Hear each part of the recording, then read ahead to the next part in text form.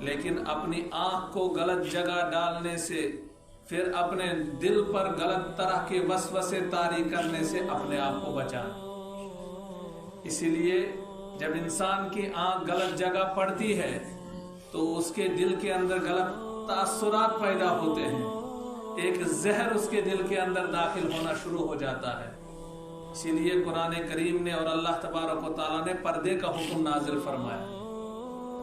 جوان لڑکے اس مرض کے اندر زیادہ مبتلا اس لیے ہوتے ہیں کہ ان کے جوانی کا آغاز ہو رہا ہوتا ہے، اور اس موقع پر جب وہ بازار میں چلتے ہیں، گھروں میں دیکھتے ہیں، آس پڑوس میں دیکھتے ہیں، بے محابہ غیر محرم عورتیں ان کے سامنے لڑکیاں نظر آتی ہیں، تو ان کے دلوں کے اندر اس طرح کا خلفشار پیدا ہوتا ہے، اور یہ خلفشار پیدا ہونا یہ عین انسانی فطرت ہے، اس کو آپ روک ہی نہیں سکتے، اس کو آپ کبھی کتنا ہی کریں گے نہیں روک سکتے ہیں، یہ ہوگا ہی ہوگا۔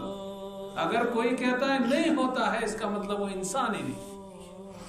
اسی لیے شریعت نے کہا پردہ جب لڑکی بالغ ہو جائے تو اس کو پھر اپنے محرم کے علاوہ کسی کے سامنے پردے کے بغیر نہیں آنا۔ چچا زاد بھائی اور چچا زاد بہن کے سامنے، اپنے چچا زاد بہن کے سامنے وہ پردے کے بغیر نہیں جا سکتی۔ چچا زاد بہن اپنے چچا زاد بھائی کے سامنے، کہتے ہیں کزن ہے آپس میں، بھائی بھائی ہے، نہیں یہ بھائی نہیں ہے، ان کا پردہ ہے آپس میں، شریعت کہتی ہے پردہ ہے، جہاں نکاح ہوگا وہاں پردہ ہے۔ اور ان چیزوں کو اگر ہم نہیں ٹھیک کریں گے کون آئے گا ٹھیک کرنے کے لیے؟ ہم اپنے گھروں کے اندر پردے کا ماحول قائم نہیں کریں گے، آپ بتائیے مجھے کون آئے گا جو ہمارے گھروں میں ہمیں پردے کا ماحول قائم کر کے دے گا؟ حضرت جبرائیل آنے والے ہیں، ایسا بھی نہیں ہے۔ اب تو ایسا معاملہ ہو گیا ہے کہ ہم لوگ بھی اب یہی یوٹیوب پر یہ جو ہے موبائل پر ایسے ہی بیچ دیتے ہیں، مولوی لوگ بھی یہ بھی گھروں میں نہیں آتے بتانے کے لیے۔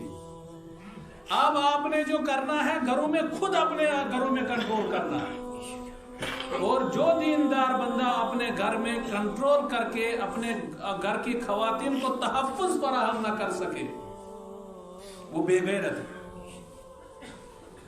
اس لیے آپ یہاں سے باہر جب جائیں گے، حالانکہ وہاں مسلمان اقلیت میں ہیں، ہماری سٹیٹ سے آپ باہر جائیں، پنجاب جائیں، یو پی میں جائیں، خاص طور سے اتر پردیش میں، دلی میں آپ دیکھیں کوئی خاتون آپ کو پردے کے بغیر، برقعے کے بغیر نظر نہیں آئے گی، اور کوئی خاتون بغیر محرم کے آپ کو گھومتی پھرتی ہوئی نظر نہیں آئے گی۔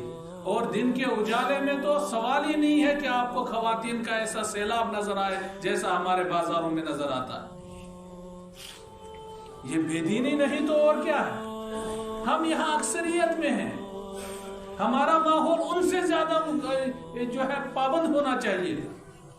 یہاں سے باہر والے آ کر کے پردے کے احکام سیکھنے چاہیے تھے، ان کو یہاں سے کچھ مزید معلومات فراہم ہونی چاہیے کہ اسلام کا معاشرہ ایسا ہوتا ہے۔